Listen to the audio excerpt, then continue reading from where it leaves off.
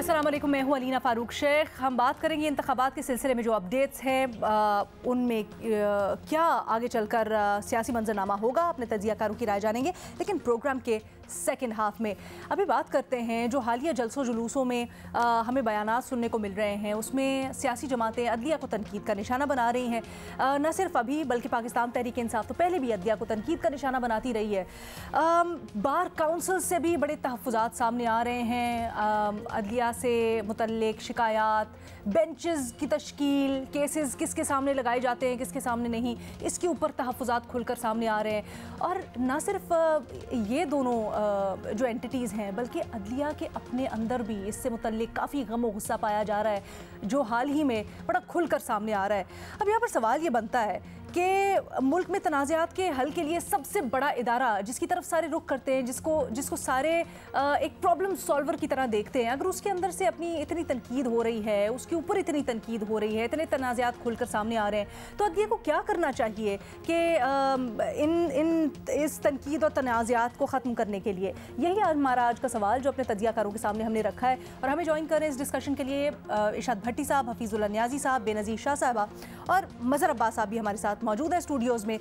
बेनज़ीर, आपसे मैं गुफ्तगू का आगाज़ करना चाहूँगी और बताइएगा कि क्या इक़दामात हो सकते हैं इस सिलसिले में कि जो अब खुलकर इख्तलाफात, तहफ़्फ़ुज़ात सामने आ रहे हैं।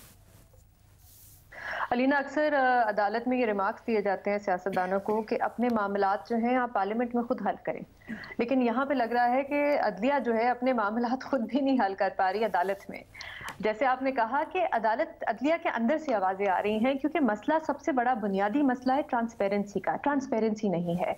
अदालत के अंदर से आवाज़ें आ रही हैं कि हमें पता ही नहीं है बेंच कैसे सेट किए जाते हैं, उसका क्राइटेरिया क्या है, किसके पास केसेस जाते हैं। और अभी कुछ दिन पहले ही जस्टिस ईसा ने खत भी लिखा चीफ जस्टिस को, और इससे पहले भी अगर आपको याद हो फेयरवेल अपने एड्रेस में जस्टिस मियां खेल साहब ने भी ये बात की थी और यही सवाल उठाए थे कि बेंचेस कैसे बनाए जाते हैं। जस्टिस मकबूल बाक़िर साहब ने भी काफ़ी दफ़ा ये बात की है कि ये कोई क्राइटेरिया नहीं है, कोई ट्रांसपेरेंसी नहीं है। मैं आपको एक छोटी सी मिसाल देना चाहूँगी कि कितनी ट्रांसपेरेंसी है अदलिया में। मैं ये जानना चाहती थी, हमारी टीम जो है जियो फैक्ट चेक की, हम पता करना चाहते थे कि जो सुप्रीम कोर्ट के जजेस हैं उनकी तनख्वाह कितनी होती है और उनको पेंशन कितनी मिलती है। यकीन माने अलीना, मुझे एक हफ्ता लगा, हमने कितने लोगों को किस किस को फोन नहीं किया, साबिक सुप्रीम कोर्ट के जजेस को फोन किया, सर्विंग ऑफिसर्स को फोन किया, कोई हमसे ऑन द रिकॉर्ड हमें ये नहीं बताना चाहता था कि, बल्कि हमें तो किसी ने ये भी कहा कि आप प्लीज मुझे कोर्ट मत करिएगा, मैं फंस जाऊंगा बीच में। तो कोई हमें ये नहीं बताना चाहता था कि एक जो जज होता है सुप्रीम कोर्ट का, उसकी पेंशन कितनी होती है और उनको पर्क्स और प्रिविलेजेस क्या मिलते हैं। वैसे मैं अगर आपको फॉर द रिकॉर्ड बता दूं, तकरीबन 8 से 9 लाख रुपए महीने के पेंशन मिलती है और इसके अलावा पर्क्स भी मिलते हैं। अब आप दूसरी तरफ इंडिया को देखें, मैं आपको बताऊं, इंडिया में इतनी ट्रांसपेरेंसी है कि आप इंडिया के सुप्रीम कोर्ट की वेबसाइट खोल लें, वहां पे लिखा है एक टैब एसेट्स, उस पर आप क्लिक करें, वहां पे आपको सारे जो उनके जजेस हैं, सर्वे एंड फॉर्मर जजेस, उनके आपको असासों की सारी मालूमात, सिर्फ उनकी नहीं उनके स्पाउसेस की भी मालूमात वहां पे लिखी हुई है, कोई भी जाके पढ़ सकता है।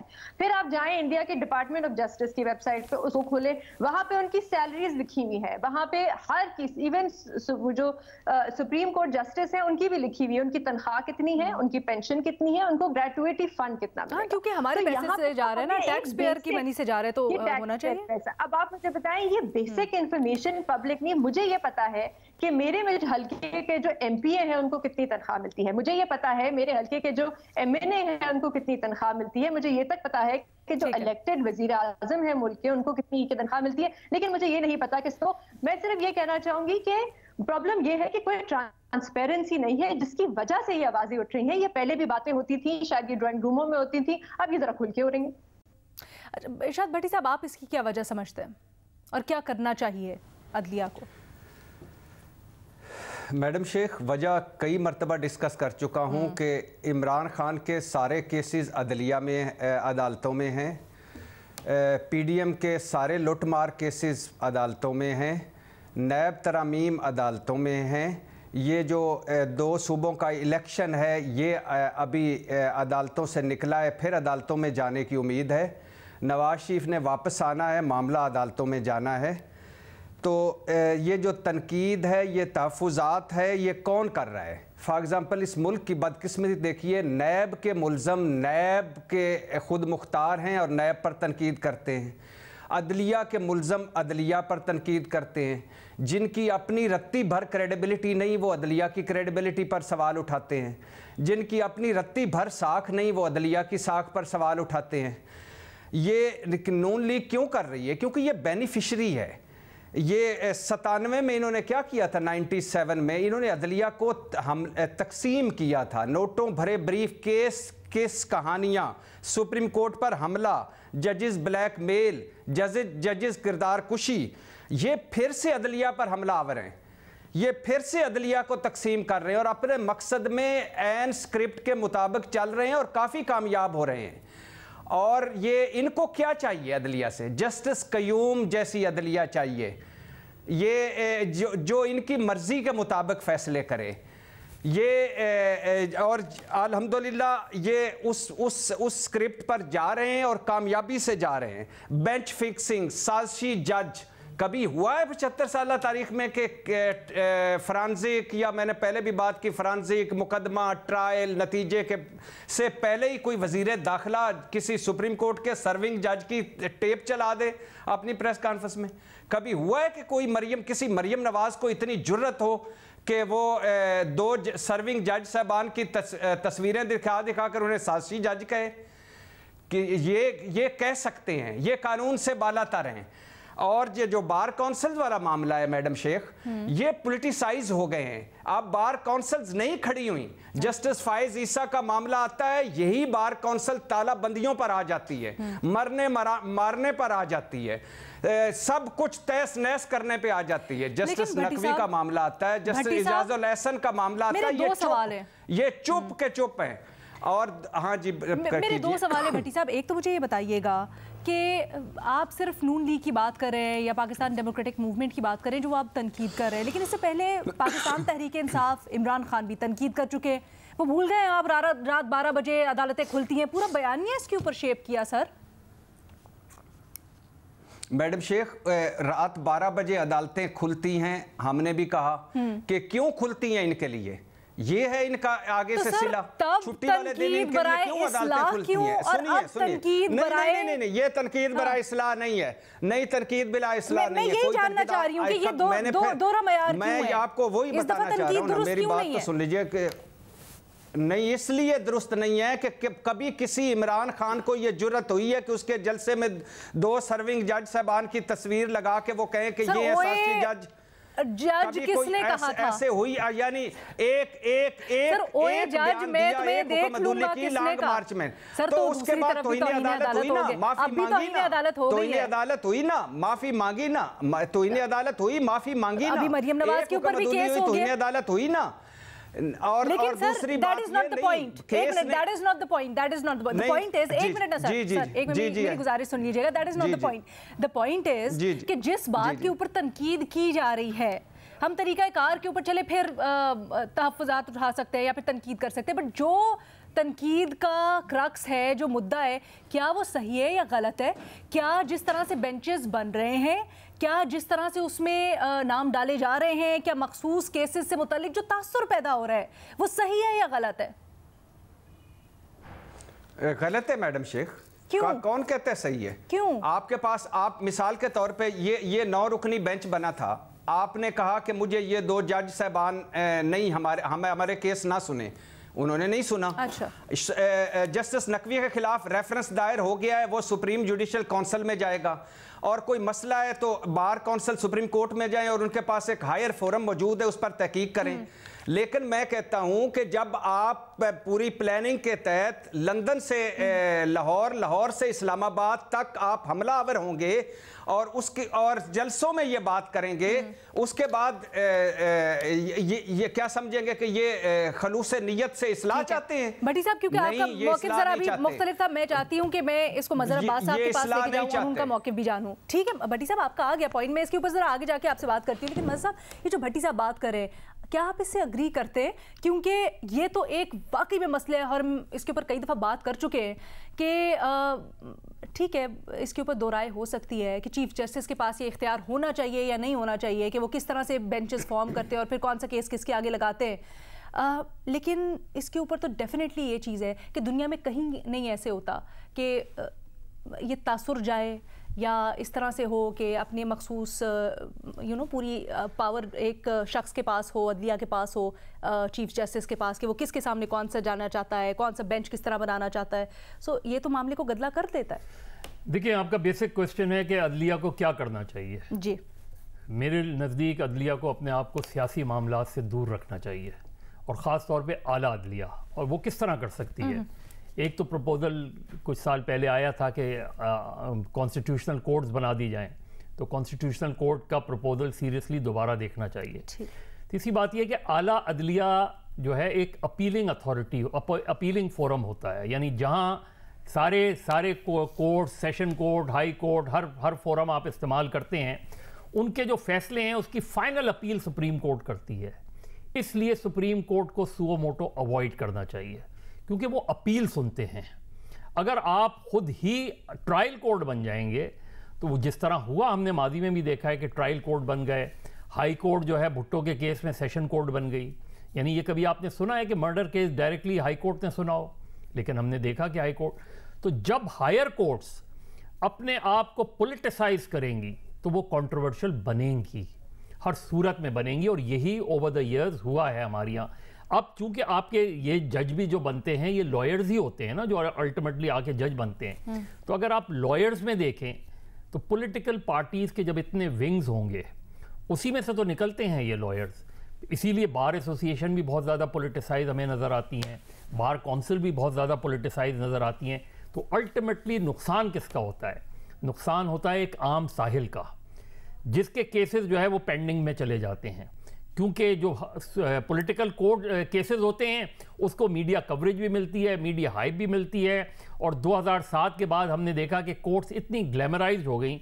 अभी बेनज़ीर कह रही थी कि मेरा ख्याल है उनको किसी और की तरफ जाने की ज़रूरत नहीं, मुझसे पूछ लेते मैं एग्जैक्टली बता देता कि पेंशन कितनी मिलती है और पर्क्स क्या क्या मिलते हैं, जिसमें फॉरेन ट्रिप भी होता है साल में एक, जिसमें पेट्रोल भी होता है।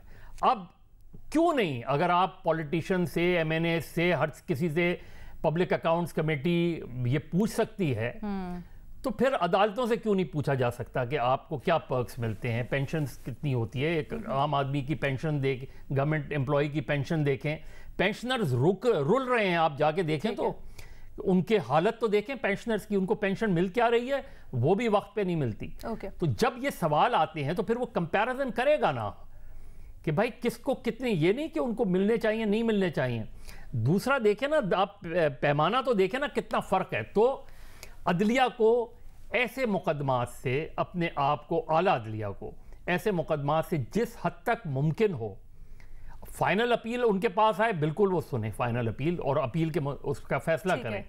लेकिन जब आप इतना ज़्यादा अपने आप को पॉलिटिकली इंगेज करते हैं, पॉलिटिकली इन्वॉल्व होते हैं इस तरह के, क्योंकि अब रिमार्क्स, ऑब्जर्वेशंस इतनी आती हैं। सर टेक्निकली जो मुल्की इदारे हैं या मुल्की इकाइयां हैं, ये पूरा सिस्टम इस तरह से स्ट्रक्चर्ड है ना कि एक अगर एक को कोई मुश्किल है, लेट्स से पार्लियामान को कोई मुश्किल है, वो कोई सवाल लेके जाना चाहते हैं, वो अदलिया के पास जा सकते हैं, इसमें तो कोई कबाहत नहीं है। बट अदलिया में अगर ट्रांसपेरेंसी हो या चीज़ें किस तरह से वर्क करती हैं, उसका एक मैकेनिज्म हो, तो फिर वहाँ से कोई कबाहत नहीं होगी। पहले तो पार्लियामेंट ये देखे ना वो क्यों नाकाम होती है।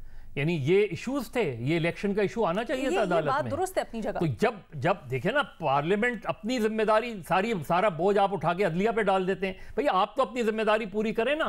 लेकिन मैं सिर्फ ये कह रहा हूं कि सुप्रीम कोर्ट के सामने अगर ये ऐसी पिटीशंस आए तो supreme court should refer to the high court. इसमें भी क्या होना चाहिए था, अगर सिर्फ supreme court, Lahore high court और पेशावर हाई कोर्ट को ये डायरेक्शन देती कि आप इसका फैसला विद इन 3 डेज करें या विद इन 7 डेज करें, खत्म हो जाती बात। आप खुद क्यों सुन रहे हैं? आप कहें उसकी अपील आप सुन लें। अब मुझे बताएं ना, अगर सुप्रीम कोर्ट ने आज ये फैसला कर दिया तो अब दूसरा फोरम क्या अवेलेबल है? फोरम रहा नहीं ना कोई, कहां पर अपील एग्जैक्टली। इसीलिए सुप्रीम कोर्ट चाहिए कि बेहतर ये है कि वो डायरेक्शन दे अगर कोई ऐसा इशू आ जाए, बजाय इसके कि वो खुद डायरेक्टली सुने। बट सर मुझे मुख्तसरन इसके ऊपर भी आप कमेंट कर दीजिएगा, लेकिन प्लीज़ कीप इट ब्रीफ। ये जो भी भट्टी साहब ने बात की बड़ी इंपॉर्टेंट है, जो उनकी राय है कि जी सियासी जमातें जो तनकीद कर रही हैं वो तनकीद मुतनाज़ बनाने के लिए, वो तनकीद बराए इस्लाह नहीं है। लेकिन फिर मेरा सवाल आपसे वही है कि सर प्रॉब्लम्स डू एग्जिस्ट। जैसे अभी फुल कोर्ट का मुतालबा आया, उसके ऊपर बार बार कहा जाता रहा कि फुल कोर्ट बनाएं, लेकिन नहीं बनाया गया क्योंकि बहरहाल ये चीफ जस्टिस का इख्तियार था, उन्होंने नहीं समझा। लेकिन इस तरह के मामले के ऊपर किस तरह से ट्रांसपेरेंसी लाई जाए? देखिए अलीना, ये तो कोई इशू ही नहीं था ना। आप मुझे बताएं, खैबर आपको लगता है चीफ जस्टिस का इख्तियार खत्म होना चाहिए? आई बी स्पेसिफिक, क्या ये उनका इख्तियार खत्म कर देना चाहिए? इसके ऊपर बात मैंने तो पहले ही कहा कि सुप्रीम कोर्ट को चीफ जस्टिस भले अपना इख्तियार किस चीज पर होना चाहिए, इख्तियार जो पब्लिक की वैसी जेन्युइन इश्यूज हैं उनके ऊपर होना चाहिए ना। जब आप किसी भी तरीके से किसी पॉलिटिकल इशू पे सुओ मोटो लेंगे तो पॉलराइजेशन होनी है। लेकिन वो भट्टी साहब की बात ठीक है कि इशू ऐसा नहीं था। इशू तो ये बहुत सिंपल सा था।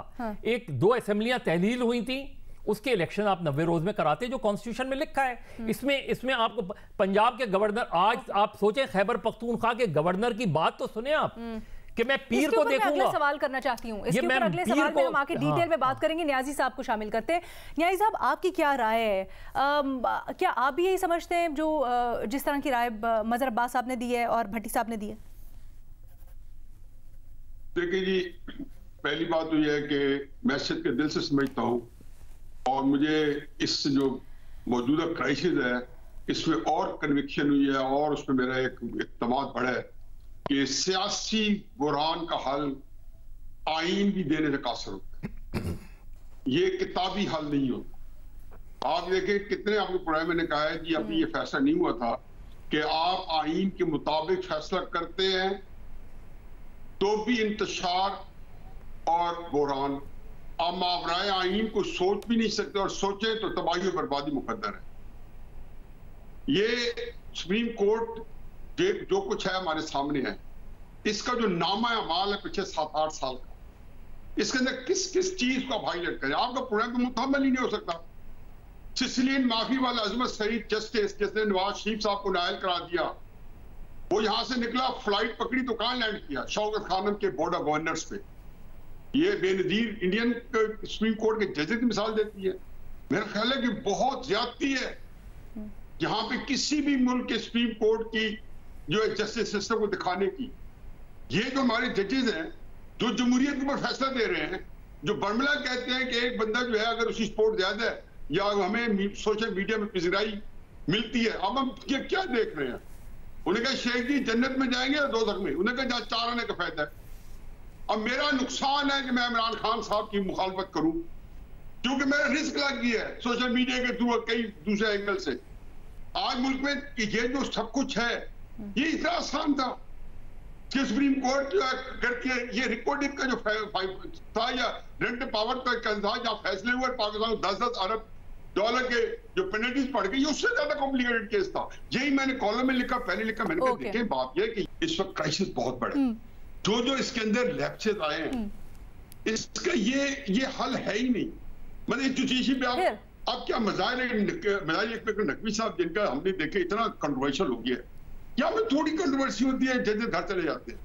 यहाँ पे अरशद मलिक एक बंदे को जो है 7 साल 8 साल सजा देता है और उसकी वीडियो पकड़ी जाती है। वीडियो का उन्होंने स्टेप डाउन कर दिया ना और बेंच से भी, और फिर उसके बाद अब रेफरेंस भी दायर हो गया। मुझे अब थोड़ा बताइए कि ये मामला फिर किस तरह से हल होंगे? आप देखें इतनी फैसिलिटी अल्लाह मियां किसी को दे दो कि आप 2,500 बंदे के साथ अदालतों में पेश हो। ये काश नवाज शरीफ करता, काश जरदारी करता, काश फजलमान करते, 2,500 बंदे के साथ अदालत में पेशी। और इस तरह मुसल्लम उन्होंने भी अपने उसमें, ठीक है, भुट्टो साहब की पेशियां अलग होती थी, बट उन्होंने भी अपने अपने कॉन्टेक्स्ट में इसी तरह से सबने सारी सियासी जमातों ने ऐसे नहीं किया हुआ। अपने अपने वक्तों में हर कोई एंटी एस्टेब्लिशमेंट, जब ऑपोजिशन में होते हैं हर कोई एंटी अदलिया बन जाता है। माजरत के साथ सर ऐसा ही है ना न्याजी साहब? अगर मैं गलत नहीं आया, उनका सपोर्टर और वर्कर क्यों नहीं आए? किसी भी पॉपुलर लीडर को जब आप अदालत में पेश करेंगे किसी भी केस में, मजहर साहब बहुत आपको पता ही नहीं, नवाज शरीफ साहब की पेशी के ऊपर बंदे आते थे और पर एक आपको अंदाजा ही नहीं कि क्या मैडम हालात हैं। ये हालात ऐसे नहीं थे। ये तो खुद ही आप कह रहे हैं। किस्सा ये है कि जब मैं देखता रहा हूं ना जी, मैं आप साइटेशन तो नहीं दे रहा हूं, लेकिन ये जुर्रत किसी को चाहिए कि अदालत के अंदर आप हजारों बंदे, क्या कहा है जज ने परसों 28 पेश हुई है, उसने कहा मेरे ऊपर बदमाशों ने, गुंडों ने हमला कर दिया, 2500 बंदे ने हमारी कोर्ट पे जिंदाबाद मुर्दाबाद के नारे लगाए। ये परसों कहा नहीं उन्होंने, जज ने क्या कहा जज ने? देखो यहाँ पे जज के पक्ष हो या सभी माजरत के साथ ऑलमोस्ट सारी सियासी जमातें यही करती रही हैं, पेशियों को पॉलिटिसाइज करती रही हैं और क्या होती रही है। ठीक है जी, एक छोटी सी ब्रेक लेते हैं और उसके बाद वापस आते हैं दूसरे सवाल के साथ। इंतखाबात मुल्क में होने हैं, लेकिन इनसे मुतल्लिक एक बड़ी मुबहिम सी सूरत हाल है, क्योंकि एक तरफ तो सुप्रीम कोर्ट का फैसला मौजूद है, आईन पाकिस्तान है जो कहता है जब असम्बलियाँ टूट गई 90 दिन के अंदर इंतखाबात होने, और अब तो सुप्रीम कोर्ट ने भी पाबंद कर दिया कि भाई जल्द से जल्द जितनी जल्दी हो सके इंतखाबात करवा लें।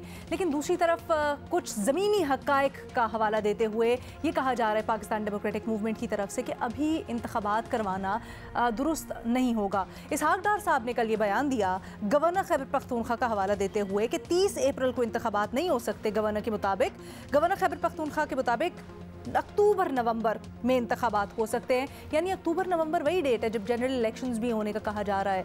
तो ऐसी जो स्टेटमेंट्स हैं ये क्यों दे रहे हैं हमारे सियासतदान, और इन स्टेटमेंट देने के बाद या इंतखाबात में ताख़ीर करके शहबाज शरीफ, बिलावल और मौजूदा सियासी क़यादत क्या अपने नाम पर हमेशा के लिए धब्बा लगा लेगी?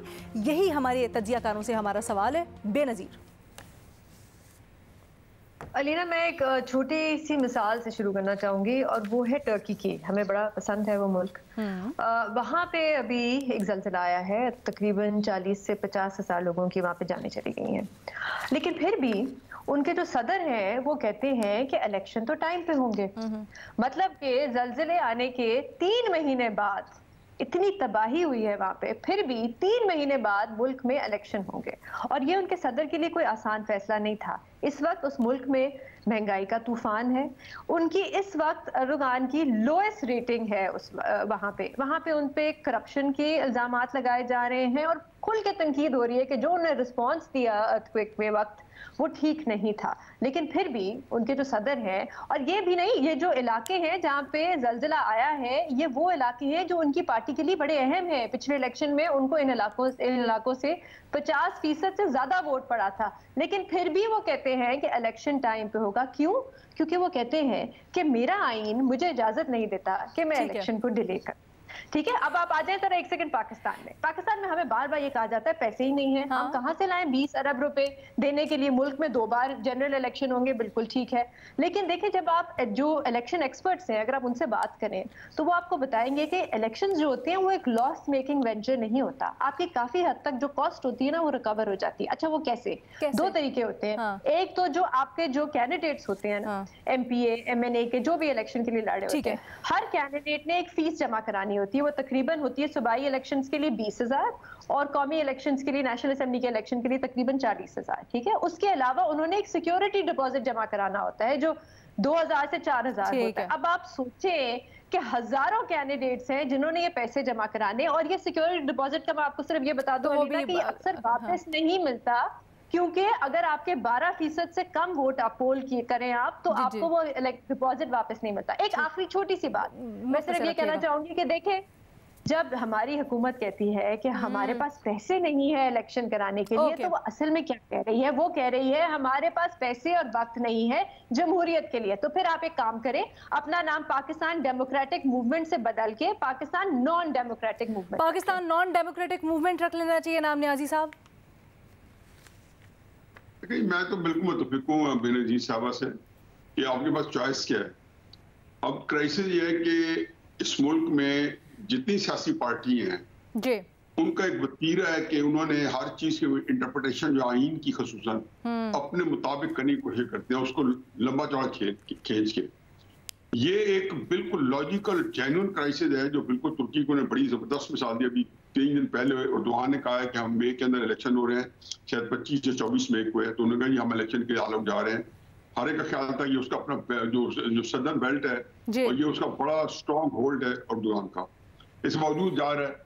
अब क्राइसिस ये है कि एक चीज है कि दो असेंबली आ जाए तो हर पार्टी ये कैलकुलेशन करती है कि ये बड़ी अजीब वफ्तात पड़ी है, इस वक्त किसको सूट करती है किसको नहीं करती। आइन के अंदर जो जिस तरीके से इंटरप्रिटेशन होती है हर तरीके से, जैसे कि हमारी सुप्रीम कोर्ट ने परवेज इलाही को हमारे ऊपर नाफिज करते हुए की थी और उनके साथ ही बैठे जो जजेस थे उसी सुप्रीम कोर्ट को उन्होंने कहा ये री राइट कर रहे हैं आइन को। उनका जो एक सर आपका ये पॉइंट बिल्कुल दुरुस्त है, sorry I have to cut you short, आपका पॉइंट बिल्कुल दुरुस्त है, लेकिन सर बिल्कुल सीधा सीधा साफ अल्फाज में लिखा है आइन के अंदर 90 दिन के अंदर आपने असेंबली की तहलील के बाद इंतखाबात कराने हैं। अब मसलहतों के तहत आप उसको ना समझें, उलझाना चाहें बड़ी ज़बरदस्ती से, वो अलग बात है।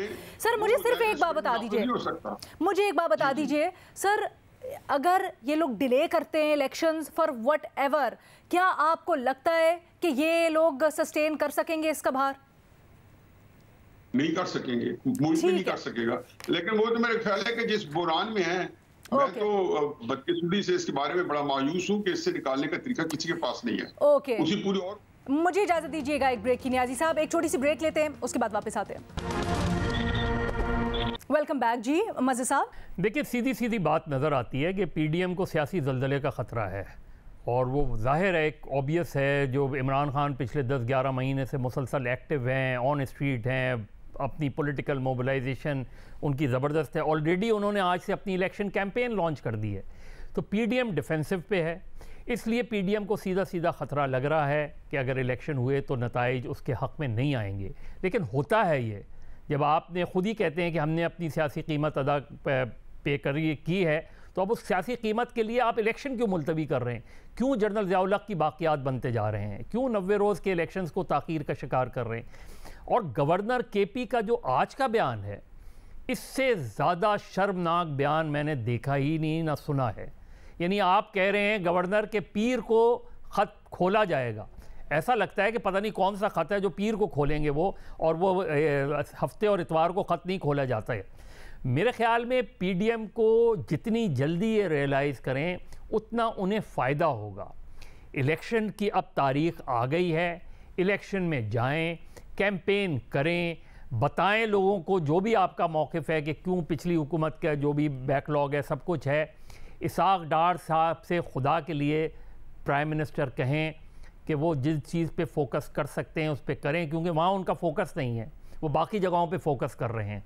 लिहाजा इलेक्शन के अब जो भी नताइज हैं, इलेक्शन की ताक़ीर उन नताइज को जो है उनके लिए और ख़तरनाक कर देगी अगर वो मज़ीद ताख़ीर करेंगे। तो बेहतर राह यही है पीडीएम के लिए कि जो भी सियासी ज़लज़ला है उसको आने दें, देखें आगे क्या होता है। जी भट्टी साहब।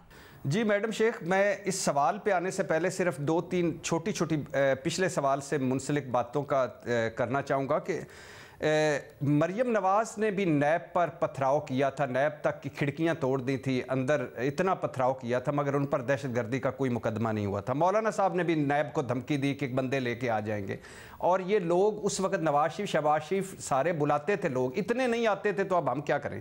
दूसरी बात यह कि शहबाज शरीफ और हमजा शहबाज को 16 अरब मनी लॉन्ड्रिंग केस में बरी करने वाले जज सीधे वहाँ से रिटायरमेंट के बाद वजारत इतलात और नशरियात में कमिश्नर लग गए। अच्छा, और ये बड़ी अजीब बात है कि एक जज ने कहा गुंडे आ जाते हैं, वो अच्छी बात है, दूसरे जज ने कहा असिस्टेंट माफिया गॉडफादर, वो बुरी बात है। खैर, इस पे आते हैं कि अब आप देखिए कि पिछला सवाल और इसको मुंसलिक कीजिए। एक सीधा साधा मसला था और असम्बलियाँ तहलील हुई और इलेक्शन करवाने थे। इलेक्शन कमीशन, गवर्नर्स और हुक्मरान इत्तेहाद ने उसको इतने आईनी बहरान में बदला कि सुप्रीम कोर्ट में चला गया। अब ये फिर उधर से फैसला आया, फिर इतना आईनी बहरान में बदलेंगे, फिर सुप्रीम कोर्ट में जाएगा और फिर सुप्रीम कोर्ट पे चढ़ाइयाँ करेंगे कि वो सियासी मामलात क्यों देखती है। जहाँ तक है कि धब्बे, पहली बात मैडम शेख, ये दाग धब्बे अच्छे होते हैं। दूसरी बात यह है कि जब दाग धब्बे पुराने धुल रहे हों और 24/7 लॉन्ड्री खुली हो तो नए लग भी जाएं इनको, तो क्या है, बिलावल साहब को, मरियम साहबा को, शहबाज साहब को, नवाज साहब को, मौलाना साहब को, जरदारी साहब को, इन्होंने पहले इस मुल्क पे कितने धब्बे लगाए हैं। मुआशी बहरान धब्बा, सियासी बहरान धब्बा, आइनी बहरान धब्बा, लुटमार धब्बा, मिस मैनेजमेंट, बैड गवर्नेंस धब्बा, बदनीति धब्बा, डॉलर बहरान धब्बा, आटा बहरान धब्बा, इंडस्ट्री बहरान धब्बा, ज़राअत बहरान धब्बा। और आखिर में ये मैं इसाक डार साहब से पूछना चाहता हूँ कि हुदैबिया के वादा माफ गवाह साहब पहले वज़ीर ख़जाना साहब जिसको IMF ने जुर्माना किया था, आप अपनी मईशत पर फोकस करें। आप गवर्नर KP के पर क्यों की तर्जमानियाँ क्यों कर रहे हैं? और क्या गारंटी है कि आज मुआशी हालात ख़राब हैं तो अक्टूबर में मुआशी हालात ठीक हो जाएंगे? तेल निकल आएगा, गैस निकल आएगी, उस वक़्त कैसे मुआशी हालात ठीक हो जाएंगे? और फिर क्या गवर्नर KP एतकाफ़ बैठे हुए हैं? क्या गवर्नर KP ने चुप का रोज़ा रखा हुआ है? और गवर्नर KP को याद रखना चाहिए कि सुप्रीम कोर्ट ने कहा है कि उन्होंने आइन से पहले फैसले में कह चुकी है सुप्रीम कोर्ट कि आइन की खिलाफ वर्जी की है, तो लिहाजा इलेक्शन करवाओ, बहाने ना मारो और इलेक्शन में आओ। जब आप और शाहिद खाकान अब्बासी और एहसन इकबाल साहब, शाहिद खाकान अब्बासी और एहसन इकबाल साहब, लगता है कि आप अपनी जमात में भी जो इंतखाबात नहीं करवा रहे, उसके लिए भी मुआशी हालात बहुत तंग हैं। क्यों इस ऐसे बहाने, बचगाना बहाने, मज़ का खेज बहाने करते हो? इलेक्शन करवाओ। ठीक है जी, आज के प्रोग्राम से इतना ही। इजाज़त दीजिए, अल्लाह हाफ़िज़।